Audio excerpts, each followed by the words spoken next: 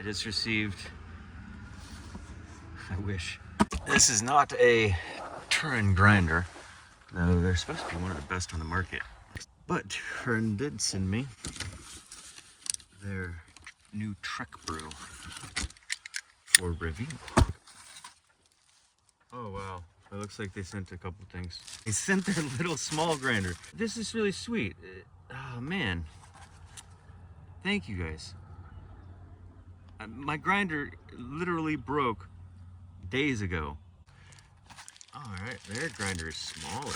That's cool. That means it's shorter. That means it'll stand up steadier. Because this Cuisinart is like 12 inches tall by the same diameter. So this is much more proportional. It's got like an expandable. Okay, so you just put it in over at the takeoff, unlock, twist it over, and then you can set it down. Twist it over again for storage. Man, that's freaking awesome. Oh, it's got, I love magnets so much. When you get into narrower diameters like this, the beans can tend to get jammed. The grinders need to be off of a stand so that you can regularly shake them. That's one of the drawbacks of having such a small one. But that button feels really cool. Oh, that sounds good too. That button feels quality. That button feels, yeah, this button feels, did it just, I think after grinding, it took like a split second and then turned backwards, it felt like, for a second. Like to unjam any leftover grounds or something. It comes with the cord and it comes with the brush. Oh my goodness. Oh, they included the stand for the TrekBrew. Turin's supposed to be one of the best like large grinder companies on the market. It's local. They're based in Wisconsin, I believe it was. But they just recently got into this this portable camping class of espresso machines. They're calling this the TrekBrew and that TrekGrind. Like that. And it just sets on top in this little, that's stable. Huh. Oh goodness, I don't even know how to deal with this. This is like, I'm not used to having good surprises that are this good. It feels weird. It feels foreign, uncomfortable a bit, actually. I emailed Turin along with like a dozen different companies over the last couple months that I've been stuck here at my friend's farm with a hurt sheep, a downed sheep, and yeah, I started drinking coffee again, having to care for her multiple times a night,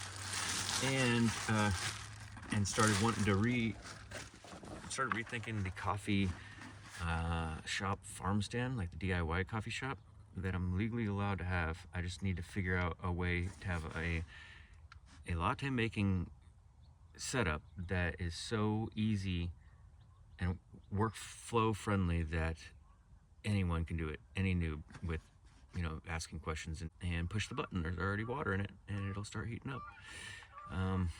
Yeah, having that setup, having it be dead easy, like having the magnet here is going to be so much easier without having to grab with two hands. Just one hand while it's sitting on the counter is, if you can take every aspect of making the coffee, if you can reduce it down in similar efficient ways as getting rid of threads to take off a lid and just upgrade it with magnets. If everything in your whole routine can be efficientized one notch like that, to where you don't need two hands anymore to serve that specific function, but just now it takes one hand. If you can do that amount of cutting the hand responsibility in half, is one example of how to efficientize the workflow, and reduce it, simplify it. If you can do that with every one of the tools, then people can make their own lattes at a barista level quality that they're used to much more easily and realistically, much more quickly. So I want to start a coffee shop farm stand on this wagon that, by law, because I don't have the money to be able to be licensed or certified to sell anything other than what a farm stand can sell, which is milk. I can sell milk that they can then use my complimentary coffee machine, coffee bar.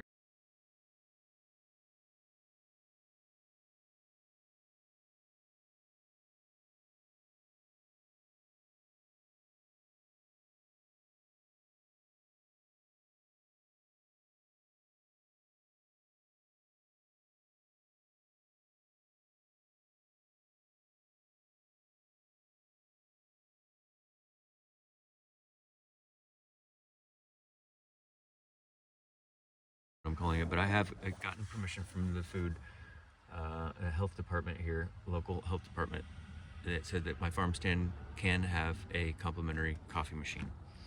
So I am going to soup that up as much as possible and make it as easy as possible for people to use themselves with the milk that they buy from us. And we're also going to use squeeze milking lessons. So it'd be like a use squeeze milking lessons offer, or you can just buy the milk that I milked this morning. Make a latte with your milk. So yeah, Turin, thank you for helping to create this experimental lifestyle. Oh my goodness. So this is like a case, looks like for their Trek. This is for everything. Wow.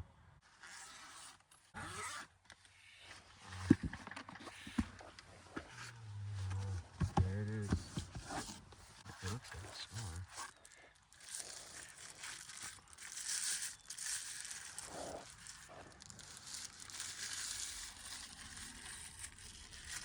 You got this hexagonal feel to it and diagonal knurl.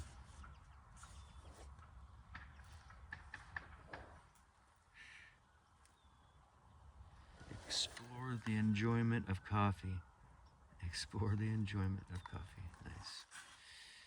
Okay, I think this is even more clearly labeled. This here plus was hard to read where the fill lines were, and the Me Coffee seemed to be a little bit, maybe it's just newer, this area, maybe these fade, but it this is definitely more readable than the Me Coffee even.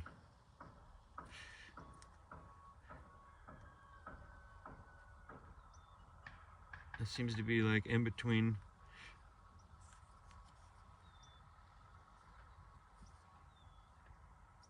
Yeah, this seems to be a little bit higher quality than the Sarah Plus Pro lid, a little bit thicker.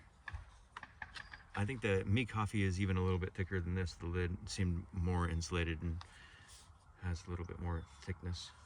Definitely has a nicer basket. Look at this basket. That is not just a normal stock basket. Oh wow, this comes with a lid for the tamp.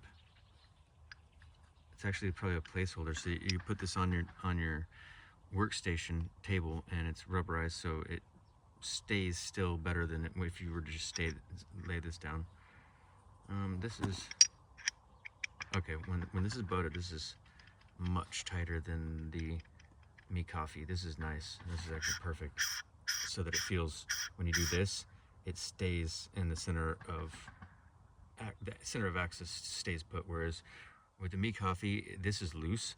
It's like when you're pushing down, it's this loose, so that when you spin it, it's got a little bit of play in it, and it doesn't spin as nicely.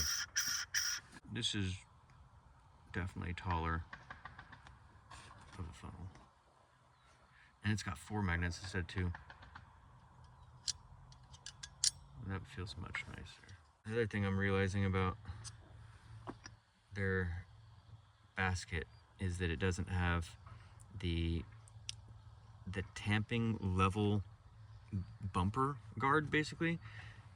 like the Me Coffee and the Sarah Plus. They both have a little lip around the inside of the basket that prevents the tamp from going down too far.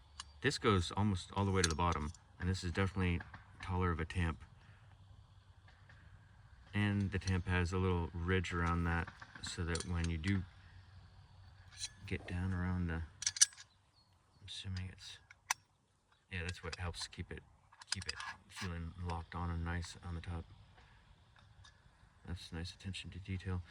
But yeah, this is definitely a more professional and more advanced setup, because they're not putting on that sort of bumper rail like we had for bowling on the sides that would fill in the alley or fill in the gutter, so that your ball wouldn't fall down there and you wouldn't feel like such a loser.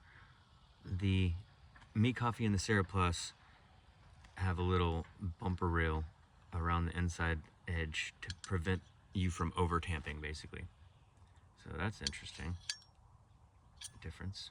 Here's their WDT. The Sarah Plus and the Me Coffee do not come with WDTs. They come with like a wire, a single wire. This is an actual WDT. Nice.